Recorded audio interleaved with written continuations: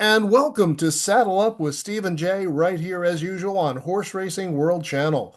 We'll be covering some big races from around the country as we always do. And we're also going to look briefly at one international race and we'll touch on some news items going around. And welcome back to the show, my partner in this venture, Mr. Steve Pollock. Good evening, Steve. Good evening, Jay. Fun weekend racing. Bing Crosby, always one of my favorite. I'm so glad we're going to go horse by horse there. But boy, oh boy, we got the big horse coming back at Saratoga. Going to talk a little bit about that. We're going to talk a little bit about last week's the Haskell, which was a terrific race. And we got a lot of good stuff going on here today. I'm excited. Yeah, this is the season. This channel, Horse Racing World Channel, which we always appreciate you subscribing and getting those notifications, will eventually be the host of other things besides this podcast. But this is the busy season. Right now, Steve and I are just concentrating on this podcast here and nothing else because Del Mar and Saratoga is where you want to make your money. And we're looking to make a bunch of it this meet. So let's see what we can do for you. So a couple of news items around the country. This is not brand new, but this came up on our old Inside Racing show with Jason Levine. And you probably remember the Gulfstream Park was trying to decouple from its obligations there to present racing. Part of the deal is Gulfstream Park, like many of these places, is what they call a racino. In other words, the horse racing's kind of like, the fluff and the show in front of it, and the casino is what makes all the bucks. And it's kind of like they had the bright idea that if they could like de-invest from racing and just do the casino, wow, that would be pretty profitable. I'll tell you, Belinda Stronach, of course, was really pushing for it. She's always had kind of a contentious relationship with her father, Frank Stronach, who used to own all the tracks, and then they had a big settlement. Now Frank runs the breeding part of the operation, and Belinda operates the track. And even Frank said, this would basically end horse racing in Florida. So, fortunately, the state legislature, I was very pessimistic about this, but they decided the other way, and now the horsemen say decoupling is effectively dead. So, I think that's pretty important, Steve. I mean, there's some big races down there, especially the Florida Derby. So, that's some good news. Yeah, the winter time really that is probably the number two track. I think Santa Anita for you and me is our number one track, but certainly the racing at Gulfstream is probably the second best in the country at that time for those of us who like turf racing. It's a tricky turf course. I like to play it, but it's a very tricky turf course. And Tampa has really picked up. That's some good racing there too. So hopefully those two will keep together and we'll have racing down there for at least another few years. Jay, I don't know what the long run, the long 4 or 5 years from now in racing. I think it's too far to look with what's going on lately, but it's good to know that we'll be solid for another couple of years. Yeah. Some racing fans around the country have probably seen this, but Tyler Connor, one of the better young jocks back east, he's riding Colonial these days. Some people probably remember that I used to talk a lot on the Inside Radio show about Ismael Jaramillo from Gulfstream Park. And I know the people that run the syndicate that brought Jaramillo to this country, and they were also sponsoring Tyler Connor. He was another jock in their stable. And Tyler took a really nasty spill today and fell, and it looked very, very scary. Tyler apparently reported to the trackman at the time, couldn't feel his legs. That's not good. And they airlifted him to a hospital. They canceled the rest of the racing. Races 8, 9, 10, 11 were canceled out of concern and just make sure there's nothing wrong with the track and also just out of respect to their fallen colleague. Anyway, Tyler was taken to the hospital and apparently the feels are starting to come back. He was diagnosed with a broken, I think it's a C2. It's a broken neck and a broken nose, but at this point, just the fact that he's getting all the feeling back in his limbs is a very good sign. Tough sport, huh? You got a broken nose and a broken neck, and they say, "Boy, good news, he only has a broken neck." It's really, whew, thank goodness. Sometimes you see these spills, you can't believe it. Uh, Pereira had a bad spill here in the opening week of Del Mar, and he's going to be out. It looks like he's going to be out a significant amount of time, maybe as much as a few months. So we wish both of those guys a speedy return. And that was pretty scary when they canceled racing. And I had heard that he was life flighted. I didn't know what was going to happen there, but it looks like this guy could certainly be okay and recover from this pretty serious injury. Yeah, we're hoping so. And then obviously we've seen injuries that have ended careers. So hopefully this isn't one of them. This guy has a lot of gas in the tank and he's talented. We haven't seen him out here yet, but hopefully someday we will. So Steve, we are coming off the cusps of a big race. I'd say one of the best five thoroughbred races in the Derby Trail. Though we're not including, if you want to include the San Diego Derby and the Florida Derby, probably one of the big seven. But for the ones after the Kentucky Derby, we just had the Haskell, and that was won by one of the three-year-old stars journalism, Mike McCarthy, Umberto Rispoli in the saddle, and obviously Umberto gave up every mount here that he was named on because, you only get one journalism in a career probably. Steve, what did you think of the Haskell? Well, I like the ride from Rispoli, and we didn't see that in the Preakness, and he almost lost. And then we saw the more conservative race, and maybe he didn't have the screws completely tightened because he just barely got there. But boy, oh boy, if you went back and looked at the chart for that day, Jay, and you had mentioned this, you said, "Man, this track is so speed biased. I really think that Gosker is going to get first run on him and could beat him." And I'll tell you what. Gosker ran great. I mean, missed by a half a length and lose by a horse like journalism to lose to that horse. It was a great effort from Gosler. So a very good pick from you. Unfortunately, Jay, I'm looking at the results, and even the fourth place horse you thought Bracket Buster had a little chance to hit the Trier of the Super. He ran fourth. But Yeah. where were you going to make money in this race? I mean, nothing paid anything. And these are the races. Unfortunately, sometimes you just look and you scratch your head. Now, I did have a pick five ending here, and I made a little bit of money on that, and it wasn't a terrible payer. So, I did figure out some way to hit some of the other races, and there was a $27 horse in there. But boy, oh boy, for the most part, a race like this, very, very difficult to bet. But give journalism full credit. Gosker looks like a player for the rest of the year. He ran very well and even goal oriented. I think maybe a little bit shorter for him, but he was game.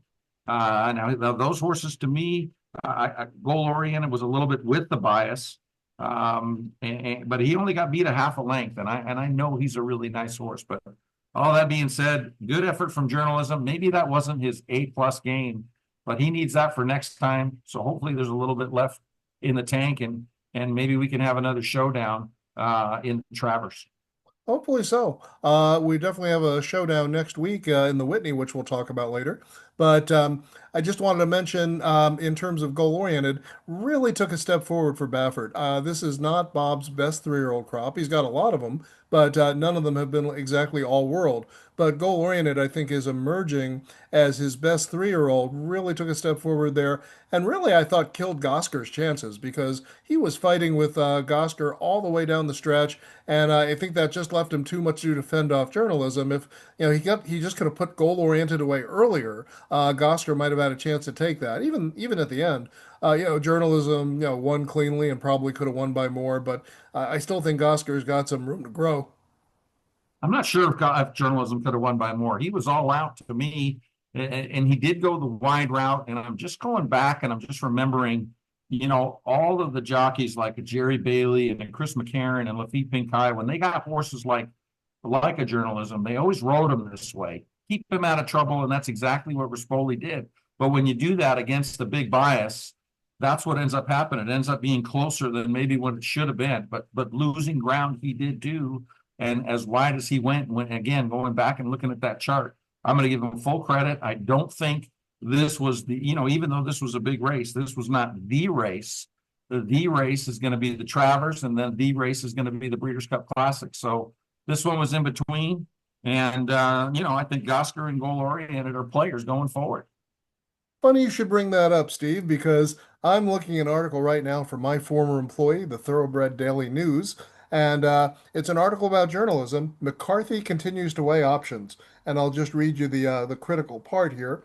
When asked if the three-year-old's next race might be facing older horses in the Pacific Classic, McCarthy said at some stage you're going to have to run against older horses, but there's a lot of lucrative purses throughout the country for straight three-year-olds. The one drawback is having to put them on a plane. So that really becomes the big question. Does he go in the Travers, which is basically the late summer derby for 3-year-olds, or does he stay home and take on older horses for the first time in the Pacific Classic? Does that set him up better for the Breeders' Cup Classic? What do you think? Well, I mean, I would watch Saturday before I made a decision. I can't really control which way they're going to go. Which way do I want to see him go? I want to see him run here at Del Mar because I'm very biased. But I love the Travers too, and either way, it's going to be really cool. I'm really hoping that this guy stays in tip top shape, and one way or the other, whatever they decide, it's a big decision because do they want to go back and face their nemesis? Or do they want to try older horses and get a run over the track here in the Pacific Classic? I think the Travers is worth a little bit more money. It's also a little bit more prestigious, but they do have to put them on the plane, and it might be harder to win that race than it would be to win the Pacific Classic. But listen, let's see what happens tomorrow. Does Nysos really go forward tomorrow? Is there another player that's going to go forward that looks like they could possibly contend in the Pacific Classic? Right now, that doesn't look like the toughest race. The tougher race looks like it could be that it could be the Travers, but we'll have to see.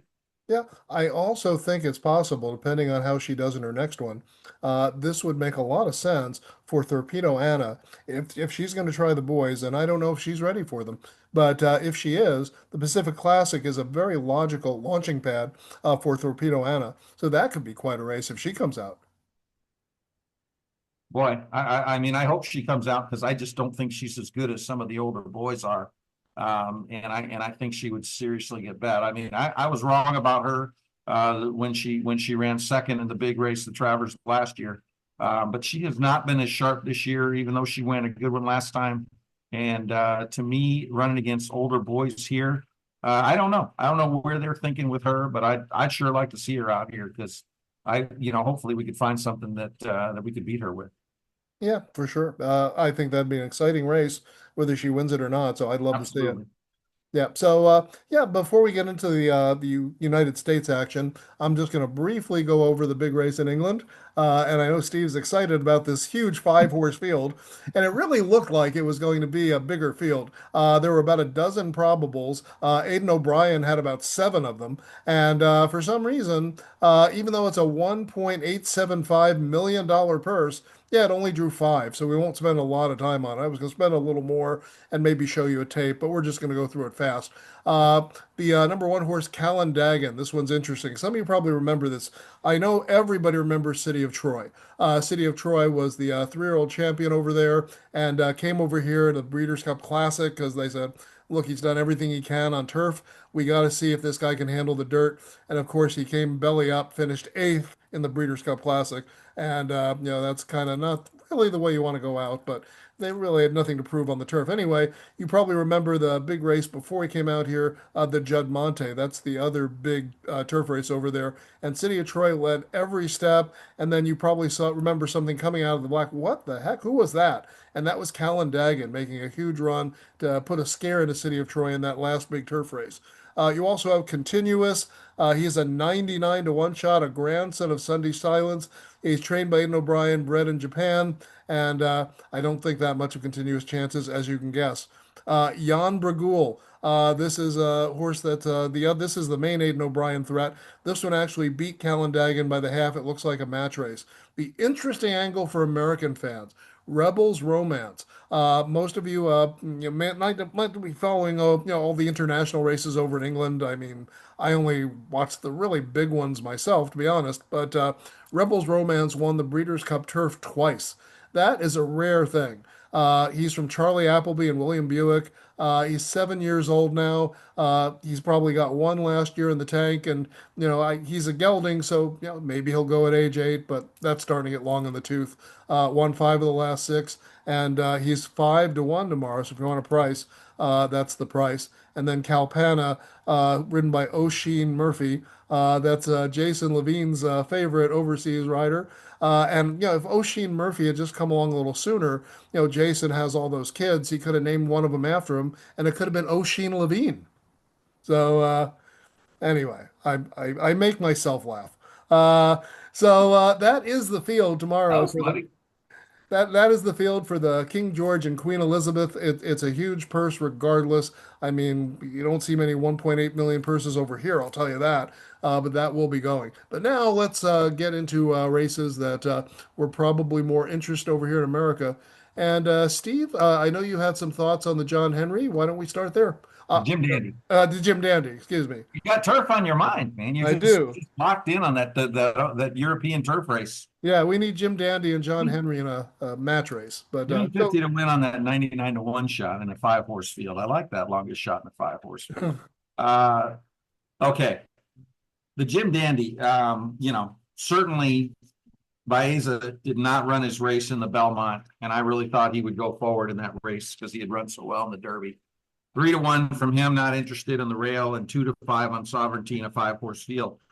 Tell you what, Jay, there's a horse in here that really caught my eye that really, really ran a nice race last time. Unfortunately, the chart says that race that there was a real speed bias at Thistle Downs, but I love the race that Moplex ran, and I really liked his previous race. It was the first time he stretched out around 2 turns at Thistle, and I know it's a lot lower level than what he's running at now. I always like to bet these horses on the move up, especially 3-year-olds when they're getting good. And if you go back and you think about Sovereignty's race when he got beat in the Florida Derby, this was the same situation. He's running against the horses that he doesn't need to win this race. There's a bigger fish to fry in the next one in the Travers and in the Breeders' Cup Classic. If they're going to beat him, it's going to be today. I might need a bigger price on Moplex, but I'll tell you what, this horse ran a heck of a race in the Ohio Derby, and he's the absolute only speed. Probably what ends up happening in here is Sovereignty does what he did last time, and that is show more speed. But this is Saratoga. It can be really speedy. And if Moplex is 20 to 1, I'm going to give him a little bit of a shot. I probably wouldn't bet him at 10. I probably need somewhere around 14 or 15 to 1. Terrific connections, a very, very good rider, and a horse that's really sharp right now, trying to beat the big horse. I would take a look at Moplex if I could get a price, but certainly Sovereignty is always going to be the horse to beat until somebody knocks him off. Yeah, for sure. The one caution with Sovereignty, there's always got to be one, is in terms of the speed in terms of sustained closers. I'm looking at the last 16 races at this mile and an eighth distance, and unfortunately for closers like Sovereignty, they're 0 for the last 16.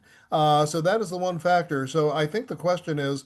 I think Baeza will be put in the race sooner because if you look at Hector Berrios riding him in the San Diego Derby, he was pressing the pace all the way, where Flavian was much farther back on him in the Derby and the Belmont. Now you can say, well, that's because he was running against much better horses in the Derby and the Belmont, and maybe that's why he was so far back. Or just maybe Baeza Berrios is a little more aggressive with Baeza, and of course Pratt is in Delmar riding Nysos on Saturday. So we basically have, a situation where Barrios gets his mount back, and we'll see what he can do. If he can't put away Moplex early, I think Sovereignty is going to run them both down. But if he can, I don't think, but I still think Baeza is, on the verge of being a very, very good horse, and maybe almost up to the capability of the 3-year-old stars that have emerged. Now, what do you think of the picture, Steve? I think you were looking at a little bigger, in terms of the amount of races you were looking at. It maybe isn't quite as, harmful to closers as far as if you look at a bigger picture of races. No, bigger picture is speed has been very, very good, and I think speed's been pretty good there. Uh, it's good there the last couple of weeks. It's tough to make up ground. I'm not sure where Baez is going to be. I don't really think he's a tracker. I think he still was 3.5 lengths behind at the quarter in that Santa Anita Derby. He did move into it down the backside, but I think Moplex could get loose in here. I think he could get a couple length lead. I'm not interested in Baeza in this race at a short price. Sovereignty obviously going to be tough, but if I can get 15 to 1 on the New York bred to upset in here, very good connections. Jeremiah Englehart, good trainer. I'm interested a little bit in Moplex. Yeah, and you just might, Steve. So let's shift our tack down to where the turf meets the surf. And let's talk about the San Diego. And before we do, obviously the favorite in that will be Nysos by Bob Baffert. I mean, he's a big enough favorite that Flavian is willing to give up a whole day of mounts on a big card and come out to ride him. And let's just take a quick look here at a race against one of the recent stars that just won Mindframe. We'll show this one really quickly. And let me just get to the setup here. Alrighty. All right, I am going to, where's that button? Someday I'll be smooth at this, Steve. Oh, yeah, I know you will. This is the Churchill Downs, right? The grade one It is the grade one furlong that they Churchill ran Downs. Derby Day. It is, This, and this we're is one of the best races of the year, by the way, folks. Watch Banishing. If you can watch Banishing as well in this race, watch the trip that this horse has. And kind of wait exactly. for that guy to come back, and if he did, I missed it, but I have him in stable mail. Okay, and here we go now. Mulligan is wide. Bookham Dano set to strike in behind fifth. Nysos sent up on the far outside. Nysos is rallying. Mindframe is back in it and is angling to the far outside, and Bookham Dano trying to find a way through two. They're off the turn. Mulligan has the lead heading for the eighth pole. Bookham Dano splits rivals. Nysos fights on. Mindframe is there. Tejano twist down the center of the track. It's wide open. 100 yards to go. Bookham Dano comes on through short lead. Here comes Mindframe, and Nysos, and down inside Banishing. Wild finish. Photo. Four noses right on the wire. Mindframe, Banishing, Nysos, and Bookham Dano. What a race, huh, Steve? It might have been one of the best races of the year, Jay, if not the best race of the year. But if you saw Banishing try to go to the inside and go to the left, that's a really, really tough thing to do. To go inside and go to the left. Hang on, I'm sorry about that. When you come into the stretch and your horse takes a left-hand turn in the stretch, they're already on their right lead, Jay. And when they go to the left at that point in the race, it's almost impossible for them to win. That horse galloped out really strong, so keep an eye on Banishing. And it was interesting because Nysos just never looked like he was going like I thought he was going to win the race. And he just never really looked like he got into it. Ran much better, I thought, last time. But that was a very sloppy track. And Nysos is certainly set up to run well coming out of that. And then the big effort at Santa Anita. Yeah, let me ask you this, Steve. Nysos obviously has had an injury checkered past. He hasn't run further than a mile, and in fact, he'll be going two turns for only the second time. And he's lost the one race, the one we just saw, by a neck to a great horse in Mindframe, and Banishing's no slouch either. So, what do you think? Do you think Nysos has distance limitations? Do you think he's really more of a miler, or do you think he is Pacific Classic material? Can you tell from what you've seen so far? The mile race that he ran in the Robert Lewis last year was awesome. I don't have any doubts that he can go the distance. It's really about whether he's ready. The two things that I'll say, the San Diego has been a great race for big upsets over the years. We've had some of the biggest upsets that I can ever remember. Baffert had the horse that had run four of the best races I had ever seen coming off a layoff. He won Dubai, but he won the Breeders' Cup Classic. He won the Travers by a bunch of lengths. And the name escapes me right now. He's one of the best horses we've ever seen. He got beaten this race at 1-9 and didn't hit the board. I think he went off at 1-20. There have been some huge upsets in this race. And the thing if I was going to single Nysos or if I was going to bet Nysos, the only place I wouldn't want him to draw is right where he's drawn. He's got a little bit of a speed horse next to him. What is he going to do? It's going to be really tricky. You got the perfect rider to get you the right trip. But Del Mar is not a place where you want to take back from the two hole and go behind Midnight Mammoth. And Miramati's speed right outside of him. I don't know if Baffert will scratch or not. Miramati, to me, he's got to have everything go his way. That horse is a Teflon horse. He's very, very easy to things not to go right for him. So I do not like him at all in here. It's really a matter of whether you think Nysos can get the bad trip. And that bad trip at Del Mar is sitting right behind the speed on the inside. It's just not where you want to be. Track was much more fair today, Jay. Last week, I thought the 3 days of last week, maybe other than those 2 5 furlong races where we saw the one horses win, and those were really well bet 2-year-old races.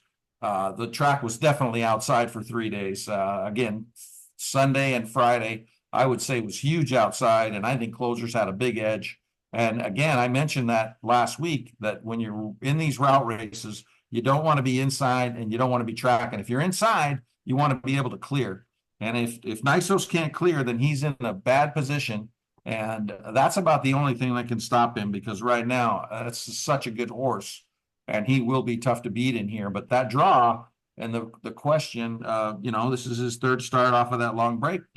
Maybe this is one that he can be beaten.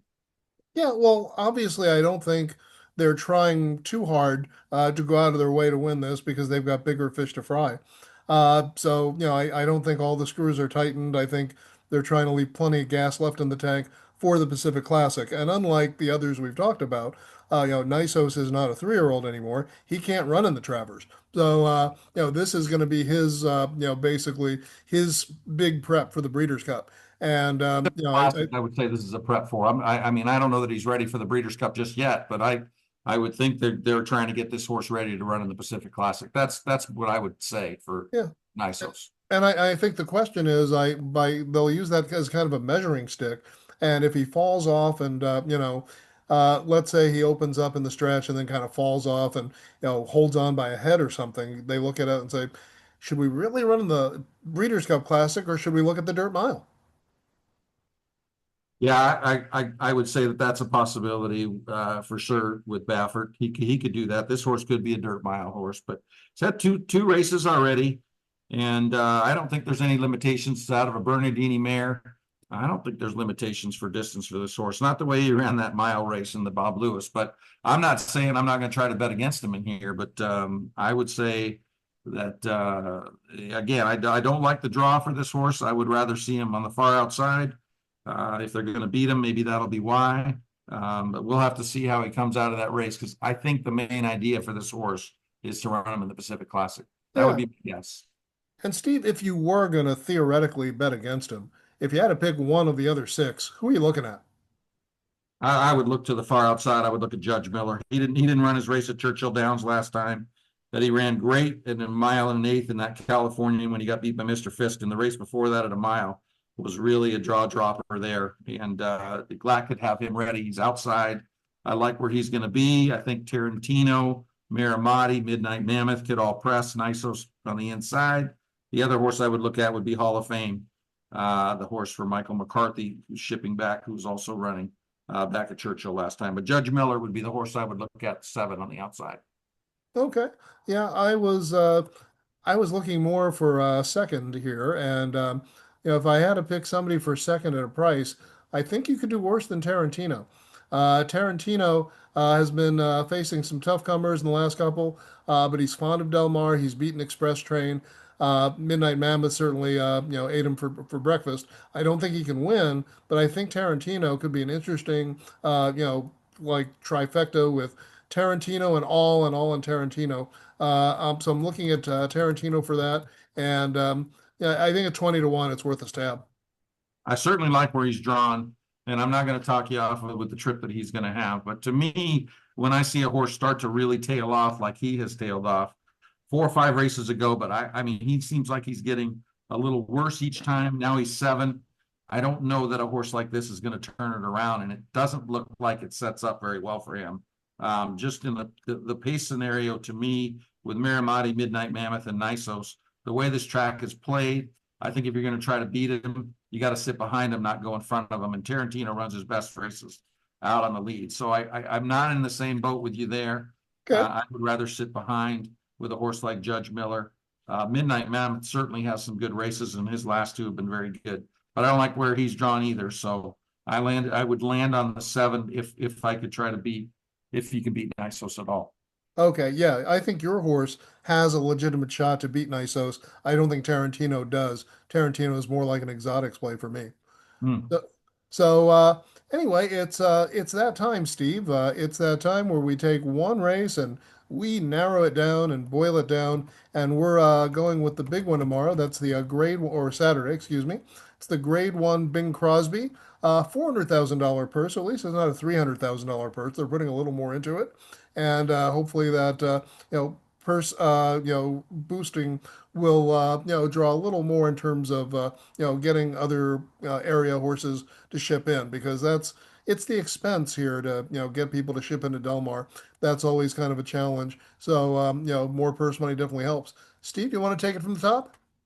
Hey, can I tell a little story about the Bing Crosby before we start? Absolutely. This is YouTube. We have all the time in the world.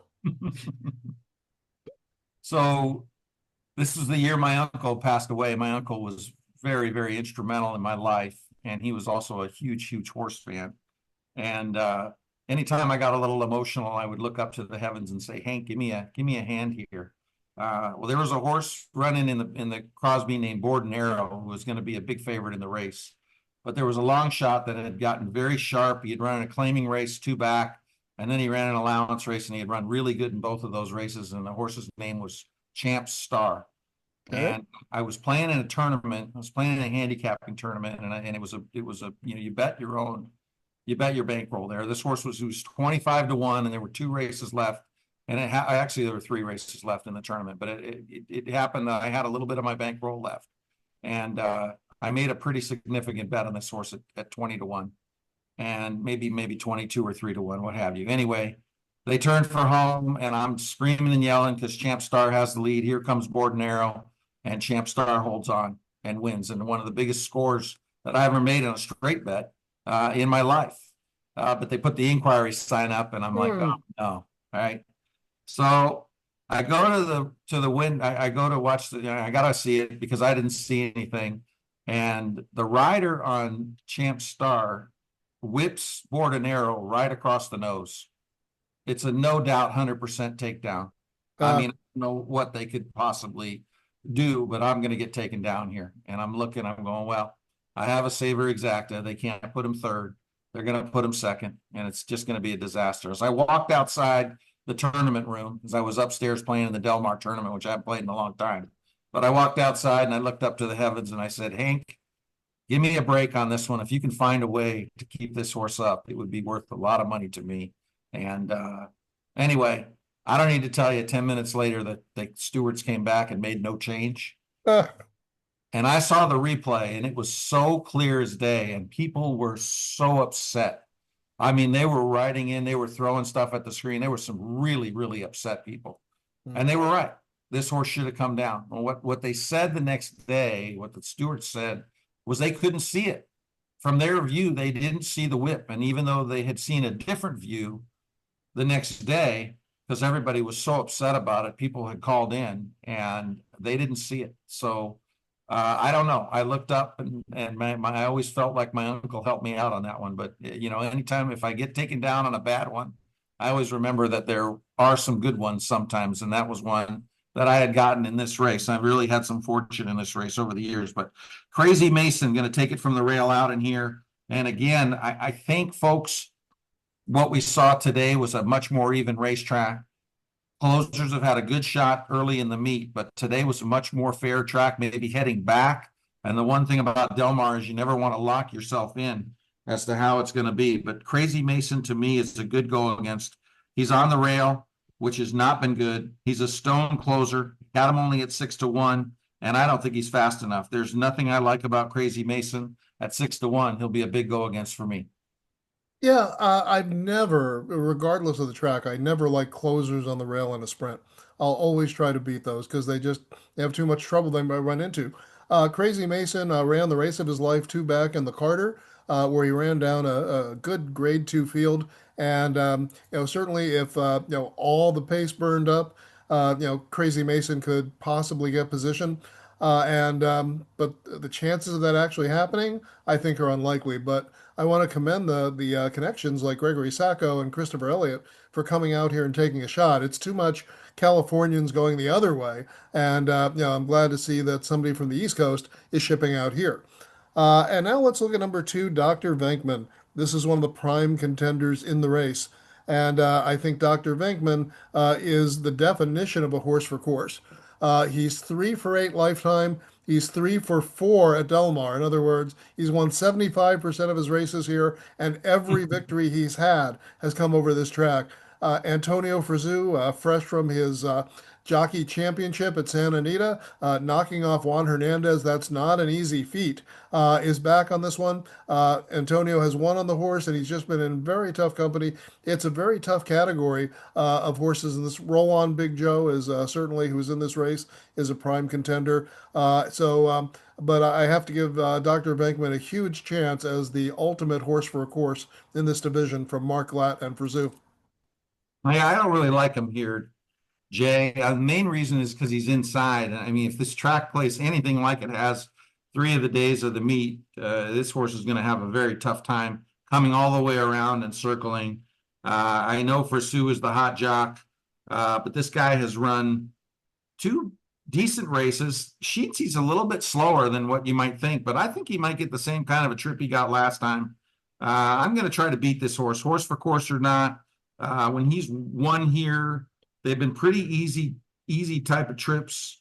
The San Diego was only a 5-horse field last year. He's okay, but I think he can get beat at a shorter price. Okay. Can Hijazi get beaten at a short price? Bob Baffert, Juan Hernandez. Actually, the price might not be that short. He's 7-2. Came back from a layoff and take it away. Yeah, he's tactical, but I'm not sure where he's going to go in here. He's going to be behind a couple of the speeds in here. Certainly has a chance, but he wasn't going by Mabanyek, I believe it is, for Sadler. And with where he's drawn, I think he's going to get bet. I'm just banking that this track could be playing like it has played a lot of the days and like it did all weekend last weekend. This is certainly a number horse. He's got a big chance on numbers. You got to remember this horse is Big Malibu to Speedboat Beach. He ran great in that race, but he's coming off of a very long layoff where he had one effort, and that effort was his top effort by a couple of points. It's not necessarily a great sign when they go that much forward that he comes back and runs that again. And positionally speaking, I don't like it. I'm going to try to beat Hijazi as well. Yeah, I'll tell you this. I mean, this guy looked like one of the coming stars for Baffert, and then he had some serious injury last January and just went on the shelf for a year and a half. So, that was, obviously that was, discouraging. And yet he came back and ran a huge figure first time out off that huge layoff. And obviously, Bob Baffert is one of the best trainers in the country off a layoff. And Hernandez got right back in the saddle. The speed figure was close to his career best, at least on the Brisk standards. He's run a 103, and that was a 102. I thought that was an amazing performance coming back from that long a layoff. Now, the question is, was that too good a performance? I mean, essentially, as we all know, when a horse comes off a layoff, there is this tendency with some of them to bounce if they put out such a big effort. And it's very possibly Hijazi is going to bounce to the moon off that 102 effort and might need another race to get back to his best. So that's my one caution, but I think he's got a shot. And Okay. I guess it's my turn to talk about Smooth Cruisin'. 20-1 on the line. And right behind Dr. Venkman, 4 1/4 lengths back with Pereira, who we're certainly hoping recovers quickly, but it's probably not going to be so quick. Uh, Smooth Cruisin' basically kind of pressed the pace early, and then the better horses just got away from him. And when you're running against horses like Nysos and Dr. Venkman, you're probably going to be up against it. Dr. Venkman's still in here, and this guy's got a decent record.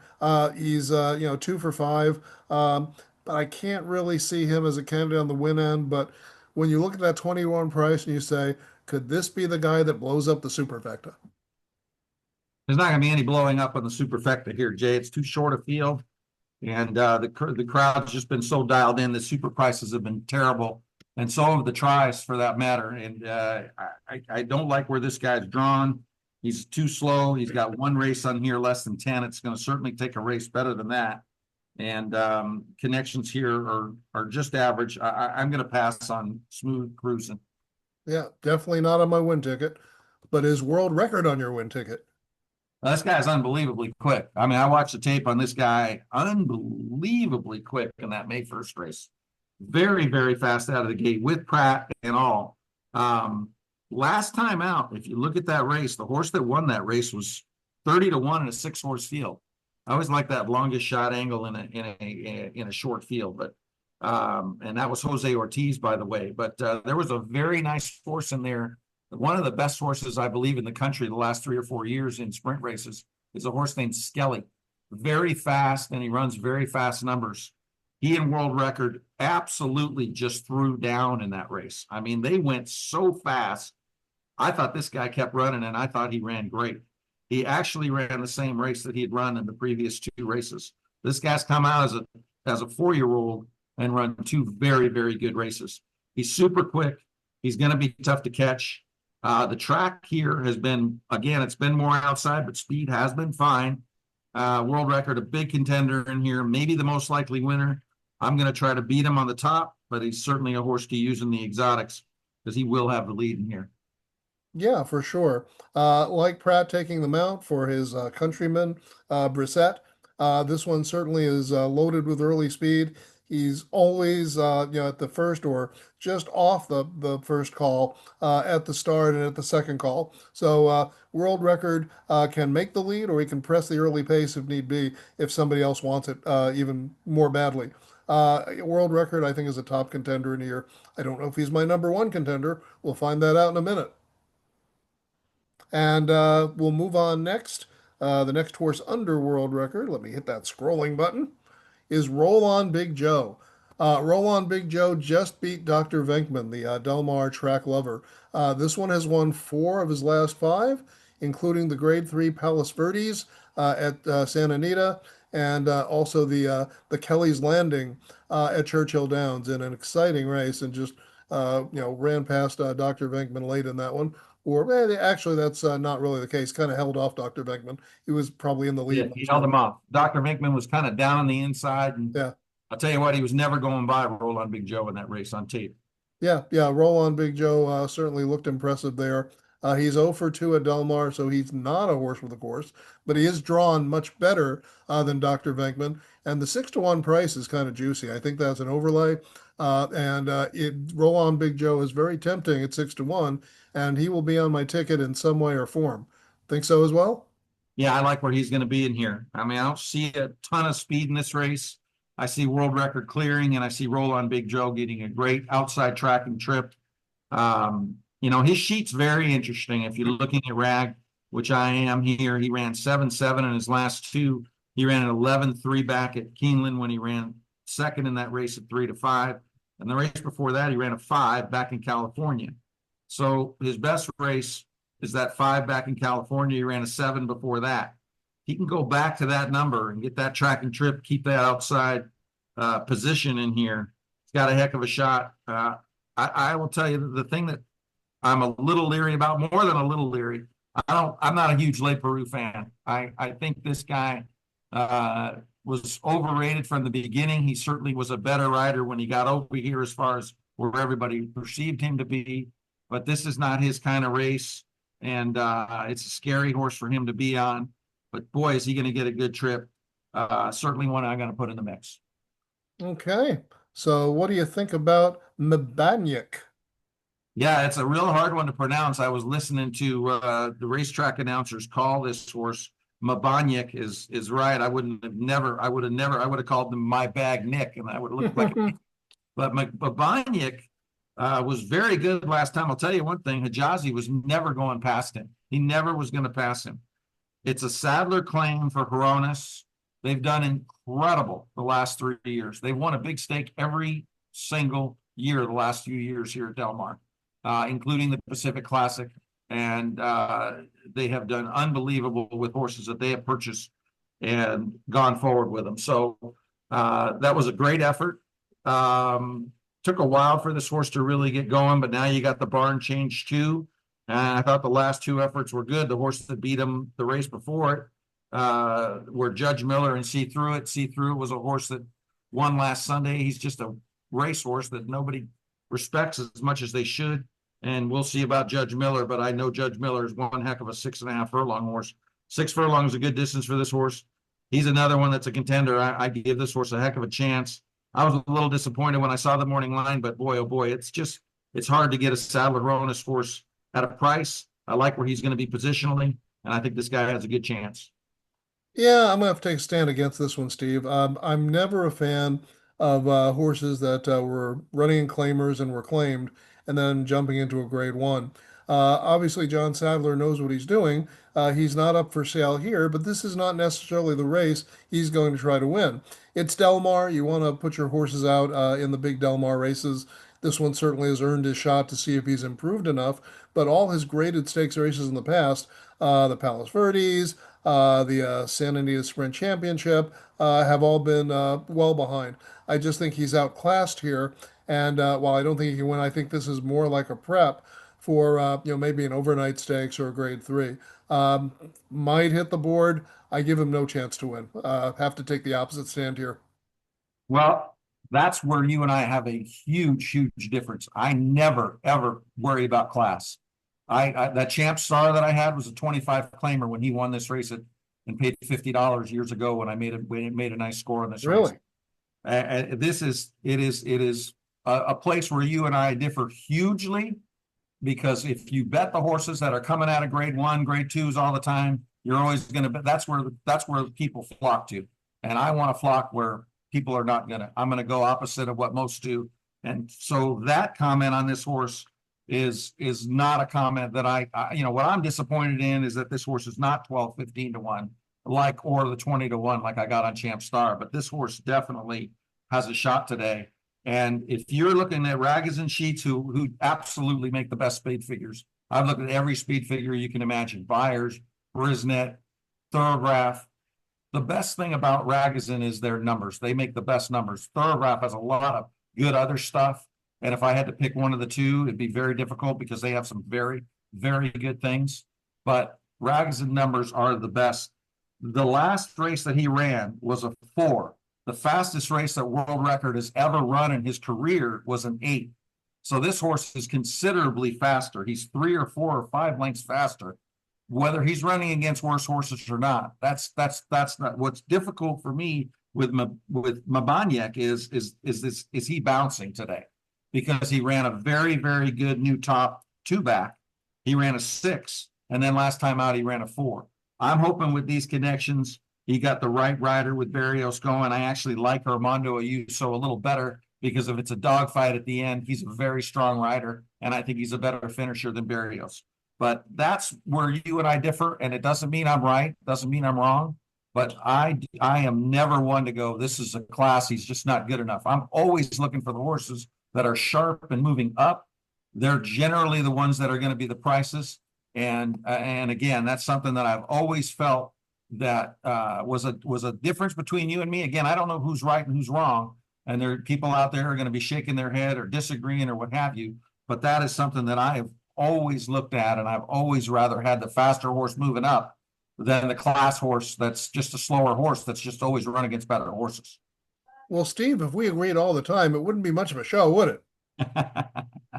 So now let's look at another class horse. Let's look at number 8, Spirit of Makina, from George Papadromou. Abel Cedillo aboard. Abel is not having a great start so far. He kind of improved when we went back to the Midwest. Has not ridden this one before. This one's been riding in nothing but graded stakes races. He's had some moments, but those best moments came in 2023, just coming out of the pandemic with Joe Bravo aboard, where he won a pair of graded stakes at Santa Anita. Since that time, he took some time off, and this is another one with a long layoff sheet, just like Hijazi.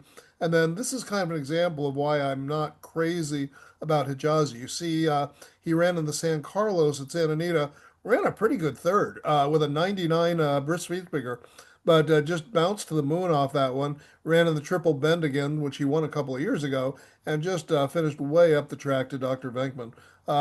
So I think Spirit McKean, I think you look for somewhere in between. I don't think you're going to see that 73 bounce figure from last time. I don't know that he's going to circle back to that 99 either. And if he's somewhere around a 90, that's not going to be fast enough to win this race. Well, the 99 isn't fast enough, on the rag sheets. I watched both of those races. He got run over by Nysos, who's a really, really good horse, who's better than these are, I think. But Spirit of Makina had a couple of good races. I think he might be better at 7 furlongs than he is at 6. He's got a good post position here, but I don't like this horse at all. I don't think he has any chance. And Steve, we got one more. Take it away. Yeah, Lovesick Blues is a little bit interesting. If I end up finding a key in here, this is a horse that I would certainly not key, but I would use in the exotics. Always like this guy. Again, the outside trip, I think is going to be prudent for this one. And he has some back races that are just a little bit slower than these. He runs somewhere in the 8-9 range, which isn't terrible in here. Again, if the track is playing like it did last Saturday or Sunday, I would give this shot somewhere in this one a shot somewhere on the bottom of the exotics. But Lovesick Blues is not going to be in my top 3. But if I do play exotics and find a key in here, I like him more than a horse like Crazy Mason. Yeah, totally. I do see, if you look at his career record here, 9 wins, but 18 in the money. He is more of a second and third place horse than he is a first place horse. And at 20-1, yeah, you've got to look at him. I wouldn't play him on top, but I'd certainly look at him in the trifecta. So Steve, it's top 3 time. Why don't you go ahead with your third best horse? Well, the third best horse for me is going to be World Record. I think this horse is going to really run good. Maybe he's the most likely winner in the race because of the early speed that he possesses. I'm not sure Pratt is great on this kind of a horse. He's certainly very good, but he's just got to send this guy as fast as he is. Maybe the most likely winner. I'm going to put him third. Yeah, I think that's a reasonable place for him. He's going to have some pace pressure, and we'll see how he deals with it. Um, I will go a different way for my third horse. And for my third horse, um, I will go with Roll On Big Joe. And I think, this was I was on the fence, third or second. Roll On Big Joe can certainly, pressure these horses. He's going to either, again, take the pace or he's going to set the pace. And, I just kind of see how this one goes. He did roll on past Dr. Venkman, or held off Dr. Venkman last time and prevented him from rolling on. But that was at Churchill Downs. Roll on Big Joe's had 2 shots here. He's 0 for 2 with the second. And I think at 6-1, he's definitely one that can improve your trifecta ticket. And he's got a shot to win. He will be on any exotics I play, as all 3 of mine will be for the win bet, but he's my third best. All right. Who's your second best? My second best is your third best. My second best is World Record. I think this one is, as you mentioned, the speed of the field. Love Flavian getting on him, and I think World Record figures to be right there at the end. Yours? I don't know if I like Flavian getting on this horse. I mean, he is such a good, he knows how to ration out horses, but I'm not so sure that he's better than a lot of these guys would be on a pure front runner like that. So to me, it's not as much of an advantage with him. He's a great rider. I think he's the best all-around rider in the country right now, but maybe not so much on this kind of a horse. So if I took a guy like Cedillo on this horse, I wouldn't say other than confidence that he offers much more on that kind of a speed horse. So my second horse would be Roll On Big Joe. I don't know what the price is going to be, but I'm kind of down to 2. I like the fact that he's going to have a horse actually outside of him, and that's going to be the horse that I like, and maybe that's the difference between the 2. But I think Roll On Big Joe just continues to run good. He's got a ship all the way back from Churchill. He's got 3 good races in a row. Can he go back to that 1-4 back? I give him a good chance in here. Not thrilled with Late Peru. Roll On Big Joe, my second horse. And I'll give you my first horse, and that's number 2, Dr. Venkman. Dr. Venkman figures to benefit from getting away from Nysos, and he's back in his favorite track. He's 3 for 4 here. The connections, Mark Latt is finally having a bit of an off start to a meet. I mean, he's been perennially 25 to 30% for the last half a dozen meets. And I think he's just itching to break out. Frazou, coming off his Santa Anita record, is 25% here, and he's contending right again for the top rider trophy. I think this is the right horse at the right time. I'm not crazy about the inside post, like you say, but I think he's good enough to overcome it on his favorite track. Yeah, I don't really knock you on this horse. This is a very talented horse. He won the San Diego here last year, and I always like these horses cutting back. If he gets the same track that we had last Saturday, or that we had 2 years ago here in the Crosby, he has no chance. He will not win from there. And I think what I'm trying to tell the folks here, I'm really giving away something that's a huge key. If I see the first 5 races, I'm going to tell you this horse is going to not be good, or he is going to be good. There's going to be sprints in this day, and maybe there are maidens that are down there, and that kind of it sets a different tone. But if we get the track we had last Sunday, or we get the track we had on Friday, that horse will not win. If we get the track we had Saturday, or maybe today, got a heck of a chance. And I think 4-1 to meet for me is too short for that. I'm going with Bognick, and I switched because I'm such a my ego is so huge, Jay. I had to switch in the middle because I was going to go with Roll On Big Joe, but I wonder if Roll On Big Joe is maybe is a little bit further away. He's just had a lot of dances, and Bognick is a horse that's going in the right direction. He's certainly fast enough, and he's got to avoid a little bit of a bounce, but I love the position that he's going to be in. I love the rider upgrade. Sadler is a perfect trainer for this horse, and he's definitely fast enough and good enough to win. Mabagnick, my top horse. All right, and this should be a heck of a race. With the straight no chaser, who is on the probable list, not going in this one. He's going to dance another dance somewhere. I mean, it's a really competitive heat, and that's what you want to see. I mean, the Nysos race will be great, but really, it's a 3 to 5 shot, and he's probably going to be pretty tough to beat. Here, you can get a price, so kind of liking that about the Bing Crosby. Yeah, I agree wholeheartedly. Yeah. So it's that time. Steve and I usually give you out a couple of picks, and we're going to do so now. I want to mention while Horse Racing World Channel will always be free, and we are here to inform you, hopefully entertain you. But I want to mention that as fans of the Inside Racing radio show with Jason Levine know, we have been professional handicappers for many years over at that website, and our full card and best bet picks are available at racingjason.com. We're happy to help you out and hopefully give you a few winners this weekend. And I'll be doing full cards at Del Mar for both Saturday and Sunday. Kind of putting Sunday back in, working a little harder for you. And of course, picks on Saturday for Saratoga as well. And you might see some best bets on other days at big races. Steve, what do you have going at racingjason.com? Yeah, full card and best bets will be available every racing day at Del Mar. And what I've been doing is adding. We added Monmouth and hit the pick 4 there last week. We had a nice 20 some odd dollar, $27 winner at Monmouth last Saturday.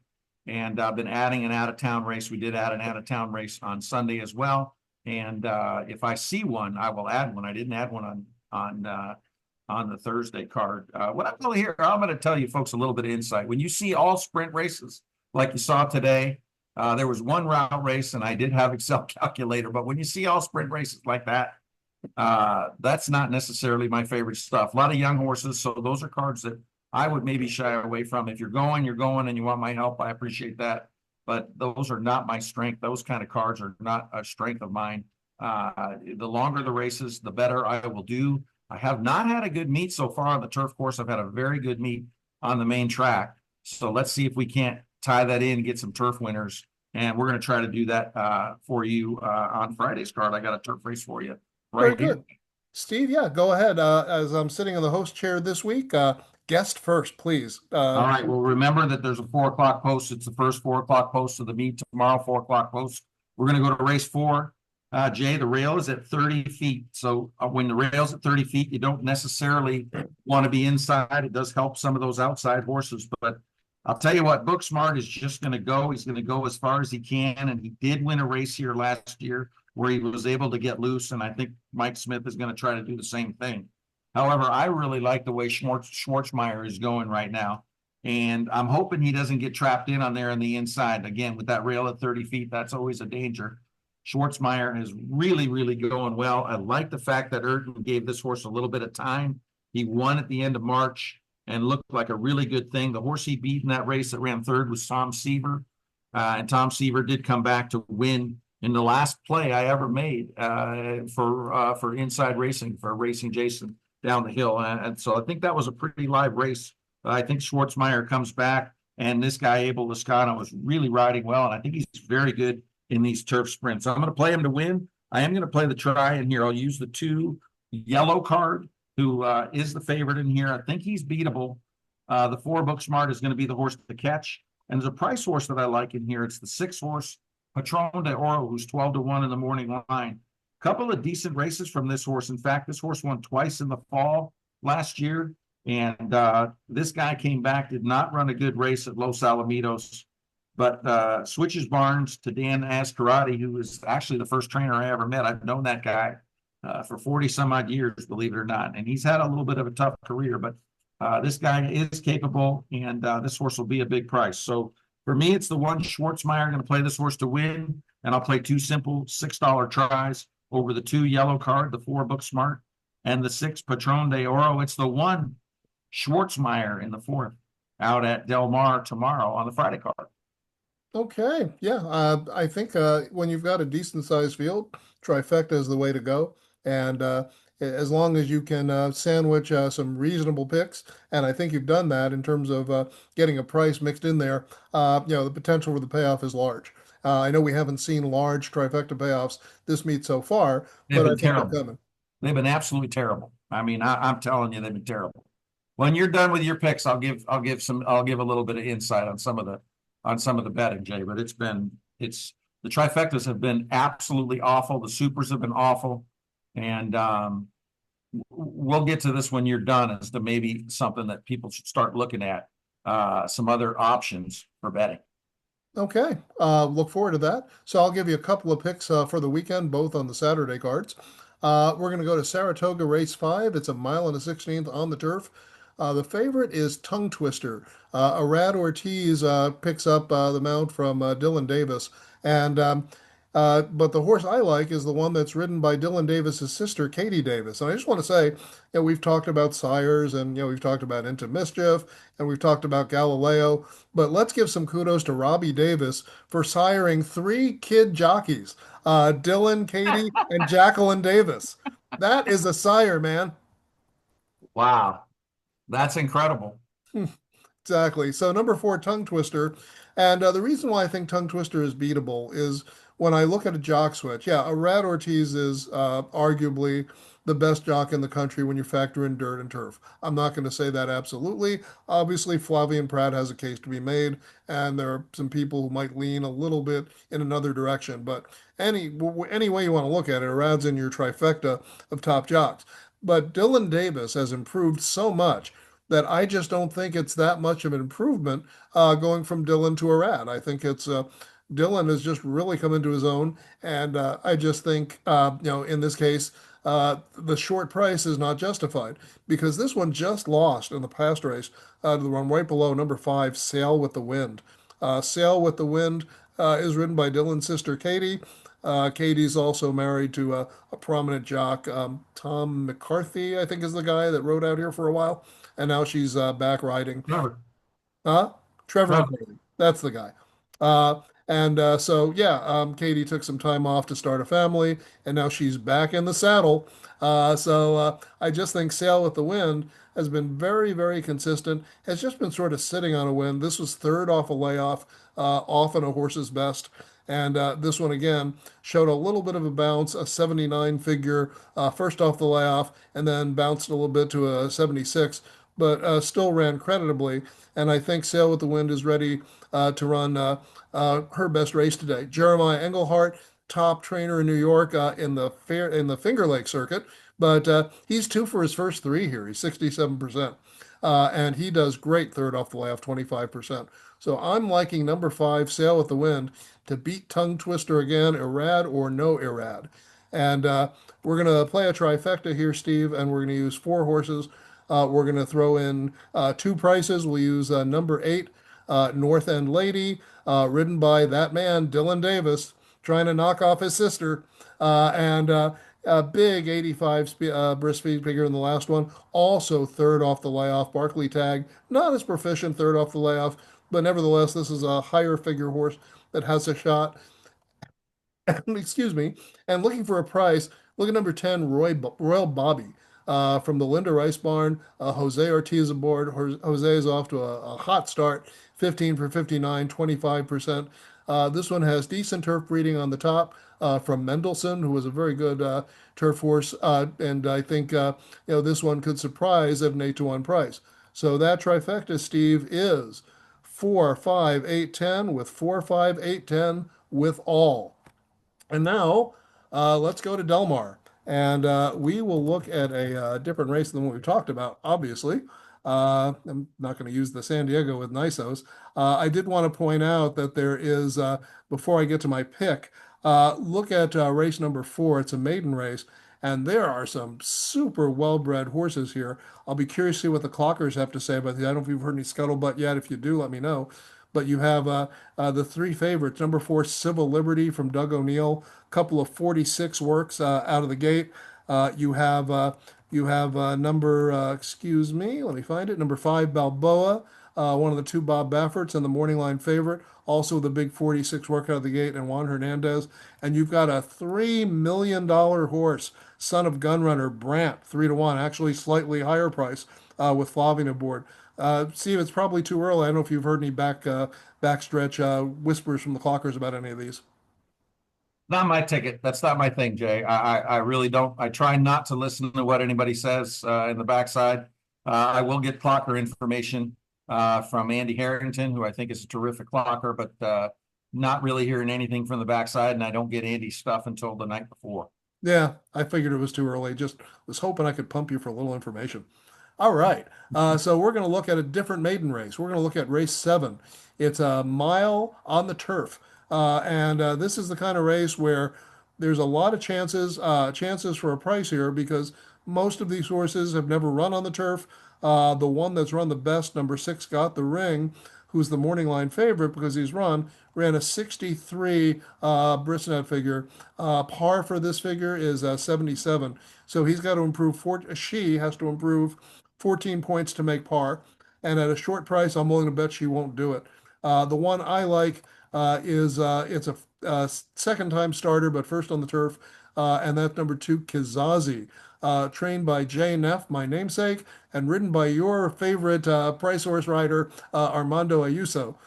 This one showed some nice early speed on the turf and then on the dirt, excuse me, and held on nicely for third, even though the winner, Himiko, was getting away. But Kizazi certainly showed enough against a field like this. The 78 bris figure earned on the dirt is 15 points higher than the favorite. And the turf breeding isn't bad. You've got Eskandare on the top and on the bottom, More Than Ready, who was really more of a dirt horse, has become a better turf sire than he is a dirt sire. So, like the dam out of More Than Ready on the bottom, I think Kizazi is going to take to the turf well, and I think Kizazi is going to be prominent early.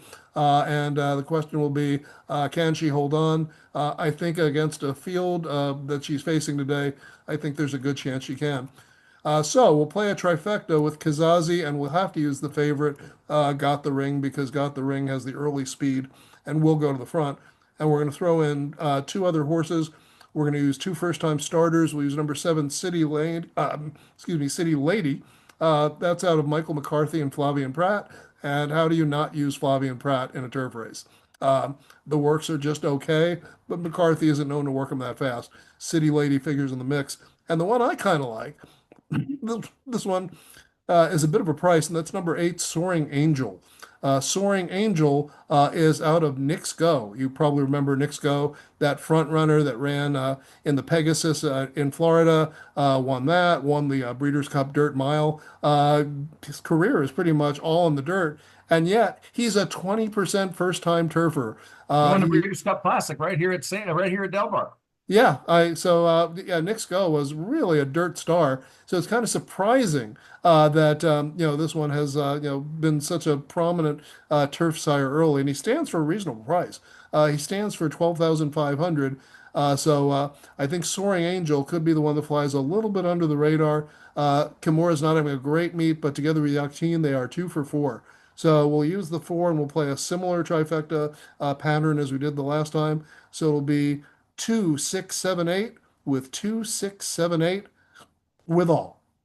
And Steve, take it away. Yeah, there's a couple things I just wanted to mention about the betting, Jay. That 50-cent try is always a killer for the trifecta payouts.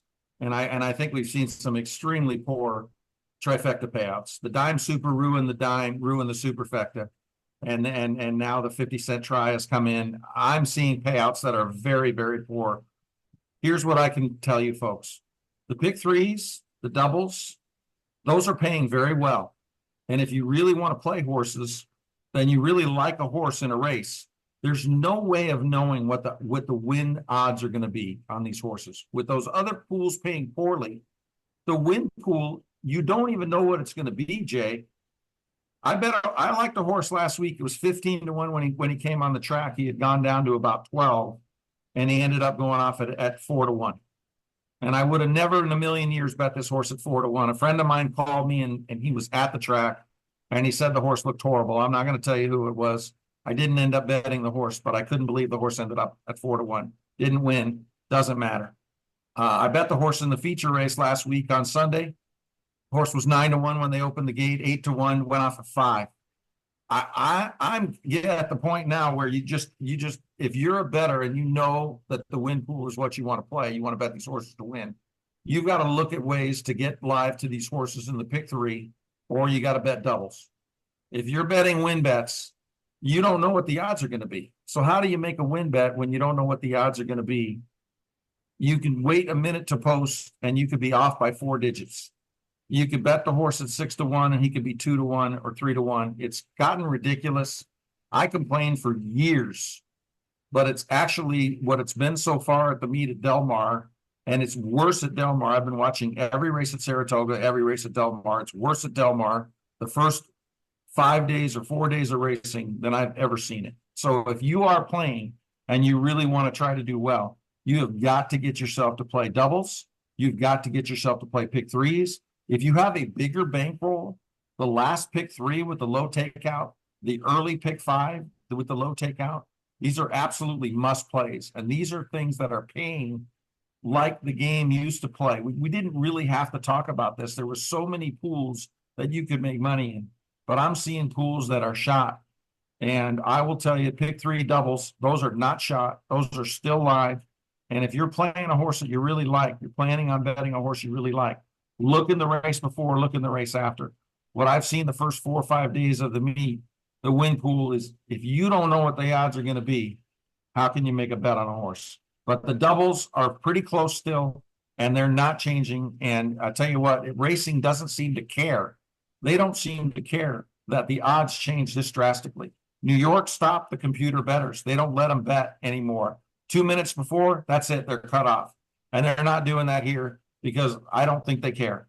And they'd rather have that bigger takeout, or they'd rather have the bigger pools and pay those guys a rebate. And if that's what they want, that's what they want. But I'm just trying to tell the people that still want to play this game, if you want to play, what you can do to stop what's going on in this game with the betting, because I don't think the people that are controlling or that are running racing are doing a damn thing. Yeah. And Steve, I think that's a good point. And because we handicap the New York tracks, I do a full card of Saratoga, and you usually throw in the big races. That's probably something we should look at as far as an opportunity in terms of maybe throwing a little more money to New York than we do to California when it justifies it. Well, I mean, I'm looking at every race at New York. And so far, the way that it's gone for me at Saratoga, I'm decent there, but I'm not near the handicapper I am at Del Mar. And there's nothing I have to adjust for Del Mar, because I feel like I've got more experience and I'm better there. And as far as tracks go, I would say Saratoga is an okay track for me, but it's not a great track for me. I do okay at the big races there. I am not great at that racetrack. I'm much better handicapper here, and you need to play where you're good. I think that's the most important thing. I will be keeping my eyes out for New York. Am I going to be afraid to make a big bet there if I really like something? I'm not, but I don't have anywhere near the knowledge and information that I have of what I have here in Southern California, Del Mar. So I'm going to have to make the adjustments. If I'm going to have a good summer, it's going to have to be here. Now, last week, what made my first week was a race at Monmouth.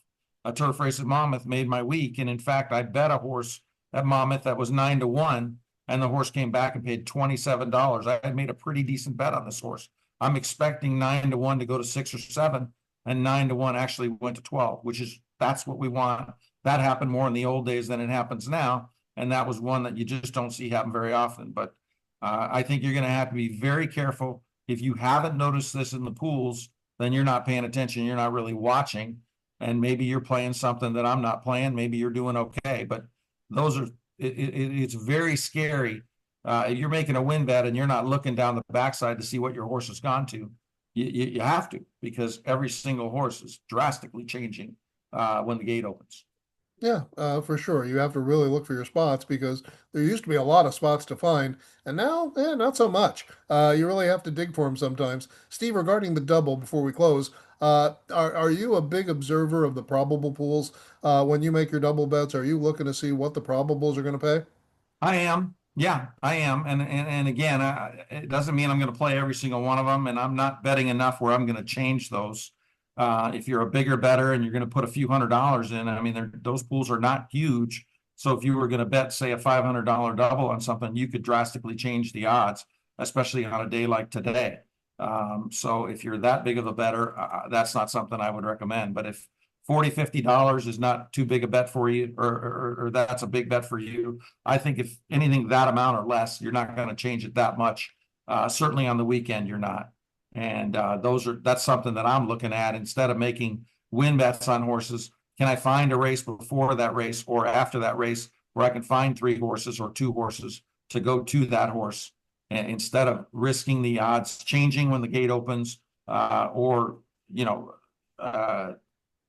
still have to hit 2 races in a row, and that's not always easy. You can hit your big horse, he can win, and you can lose money because you didn't hit the race before, but that's where the value is.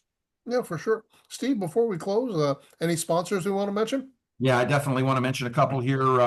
Looking to bring the thrill of Vegas right to your party. Saddle up for the ultimate casino night with Casino House Parties, the hottest table rental service in town.